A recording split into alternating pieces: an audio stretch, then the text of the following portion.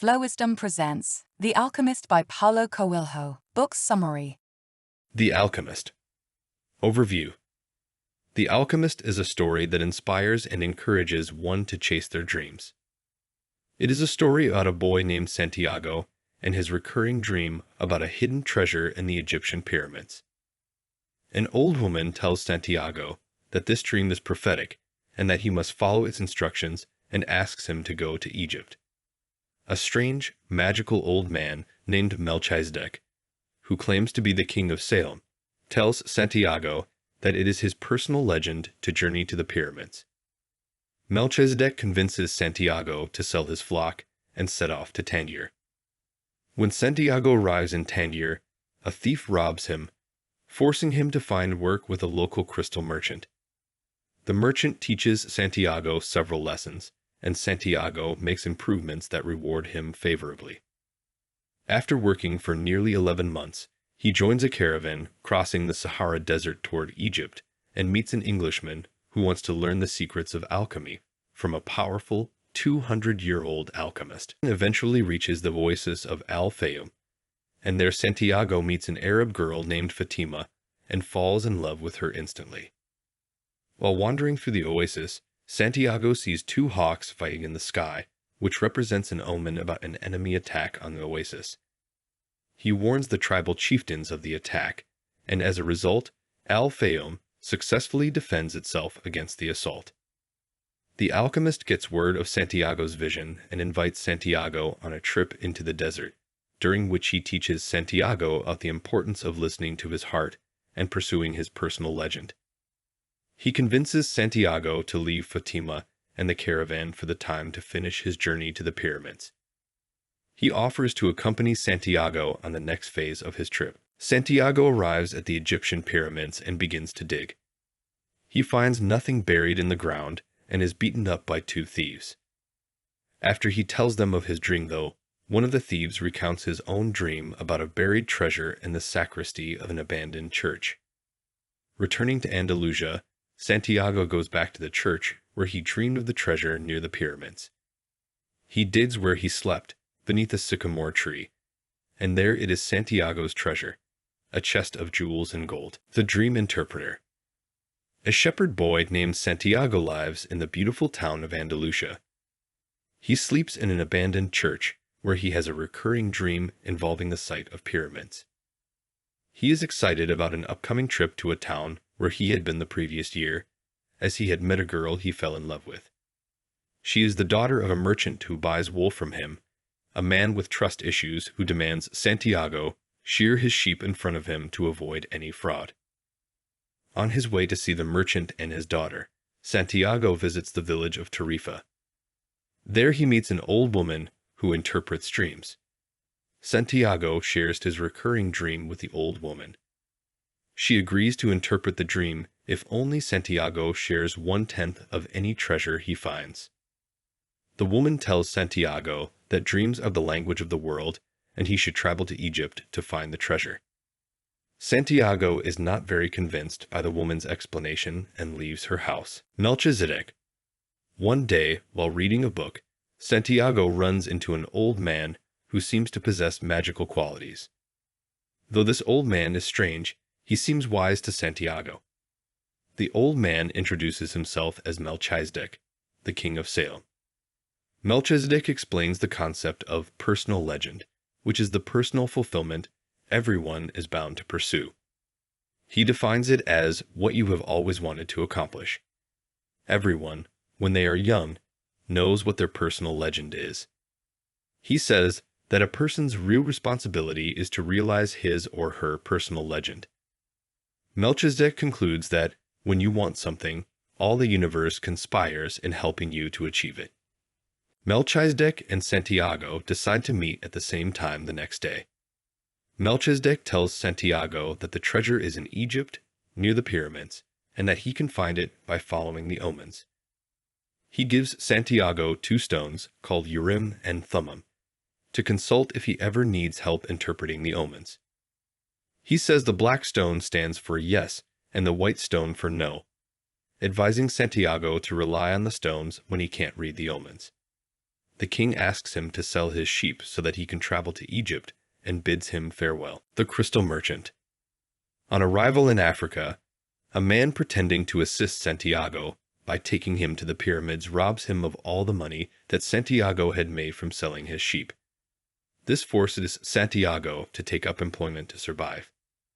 Santiago finds a local crystal merchant who agrees to give him some employment. He tells Santiago that even a year's wages would not be enough to reach Egypt, as it is more than thousands of kilometers away. He offers Santiago money to return to his hometown, to which Santiago refuses. He decides to work hard to earn money to reach Egypt and fulfill his destiny. After working for a month, Santiago suggests the crystal merchant build a display case for the crystal which the merchant can put outside his shop to attract more customers. The merchant was reluctant at first, but decided to go with Santiago's idea. The business flourished with the display case within 2 months, and Santiago had enough money to return home and double his flock. One day, hearing a tourist complain of the thirst after climbing the hill, Santiago was struck with an amazing idea. He presented the idea to the merchant and asked him to sell tea in the crystal to the tourists. They started selling the tea, and this resulted in a huge financial success for them. After nearly 11 months, Santiago has earned enough money to buy 120 sheep, a return ticket to Andalusia, and a license to import products from Africa. But he decides to visit the Egyptian pyramids. He decides to forge onward in pursuit of his personal legend, the Englishman.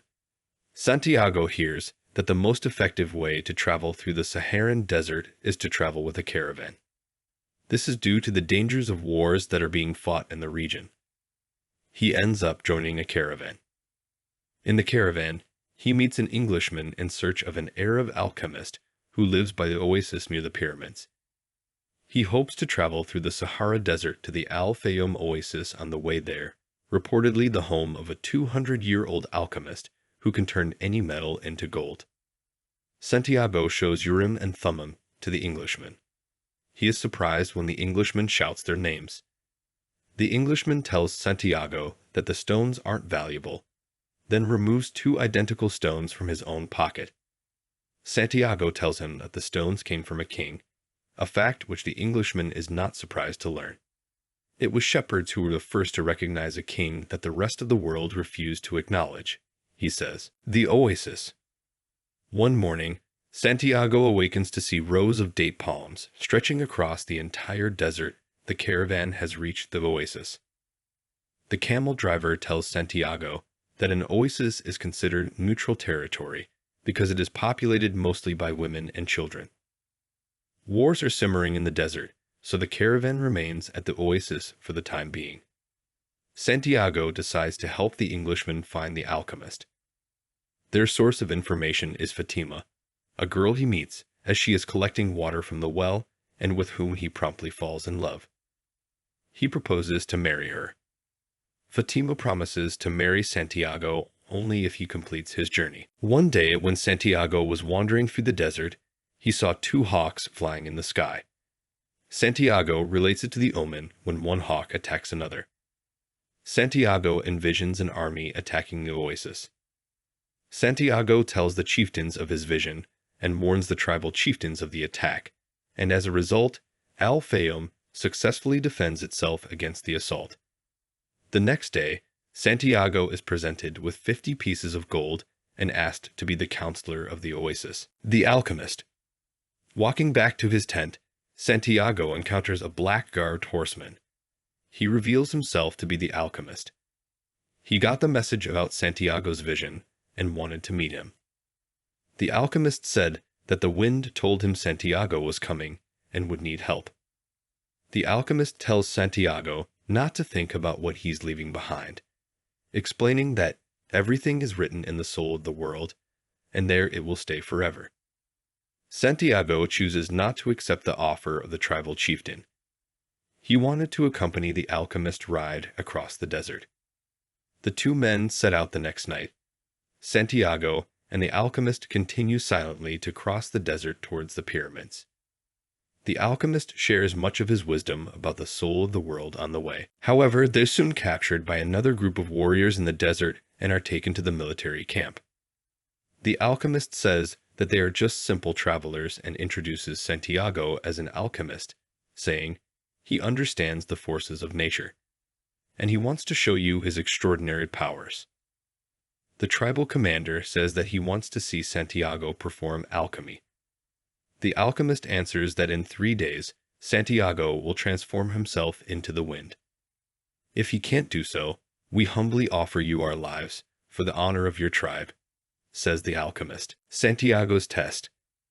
The alchemist explains to Santiago that if a person is living out his personal legend, he knows everything he needs to know.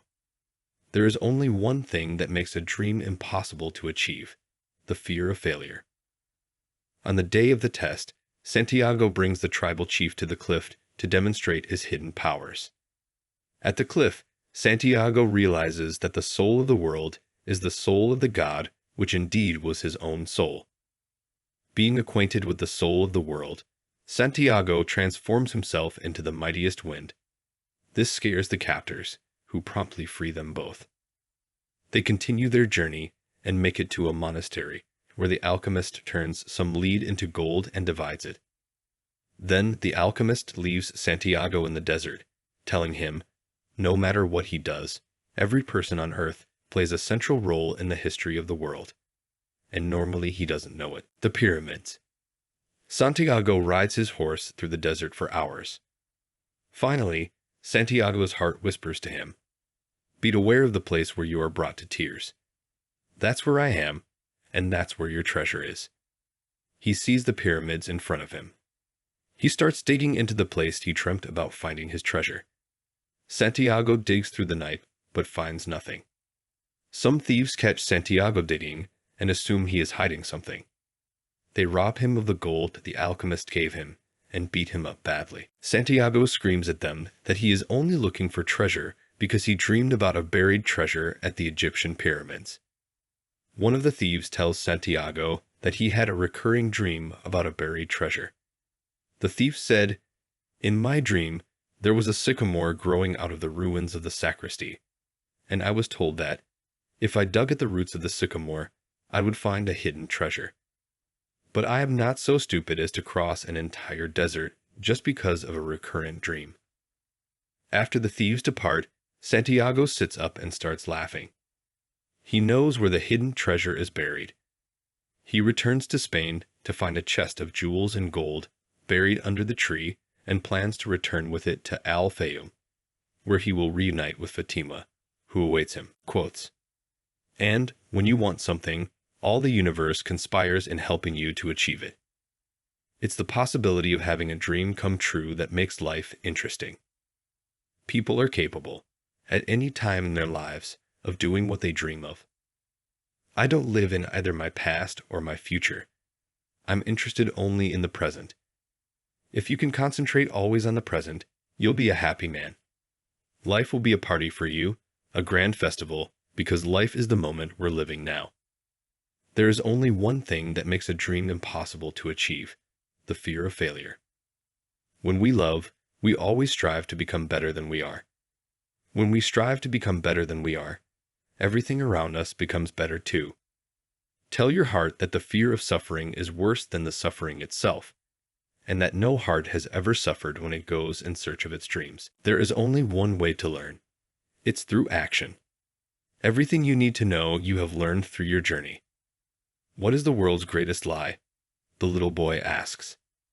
The old man replies, it's this, that at a certain point in our lives, we lose control of what's happening to us, and our lives become controlled by fate.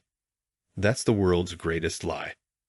The simple things are also the most extraordinary things, and only the wise can see them. Everyone seems to have a clear idea of how other people should lead their lives, but none about his or her own. The secret is here in the present. If you pay attention to the present, you can improve upon it. And if you improve on the present, what comes later will also be better.